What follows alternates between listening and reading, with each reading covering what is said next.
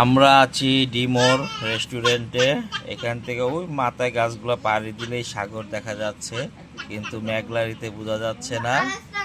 আর আজকে তুমুল ঝড় হচ্ছে, ঘূর্ণিঝড়। ঠিক আছে, এ কারণে এখানে কোথাও ঘুরতে যেতে পারিনি। সকালবেলা পূর্বে যাওয়ার কথা ছিল। এখন আমরা কিছুক্ষণের ভিতরে বাড়ির উদ্দেশ্যে রওনা দিয়ে দেব। ধন্যবাদ।